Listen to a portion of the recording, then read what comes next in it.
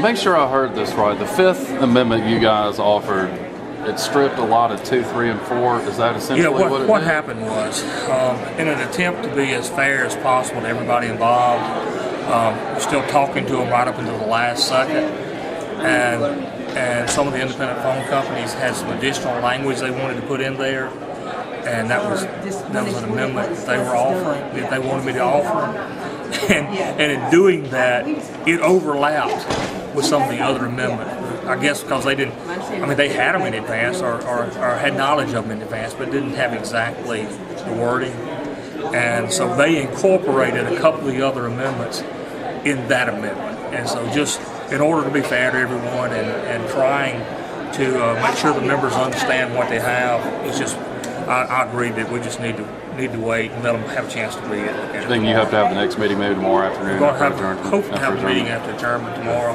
And I guess that could be subject to us drafting, being able to get everything prepared in time and before we look at it. What? Because, we could have just gone without the amendments and had a vote and been simple. But this is a work in progress. This is kind of the first step in this process, and we're trying to accommodate as many of the concerns that people have as possible. And so that's what this is about.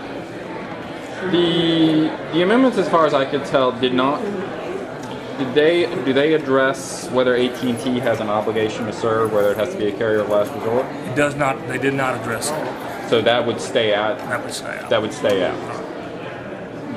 What about do the amendments address whether AT&T is going to have to file service data or financial data with PSC? It did not.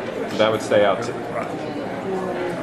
And it did give PSC jurisdiction over customer complaints. It restored that. Both amendments. Okay. The original one and the second one. That will definitely that's got to be part of the deal. That's part of the deal, and that will be in there. Was that their biggest concern when you met with them yesterday? That's the biggest concern, and it's the biggest concern that I've heard from other members and in the public at large. So that's going back to the original complaint language that they had. Are you concerned that there are going to be Mississippians who can't get service if AT&T doesn't have an obligation to serve them?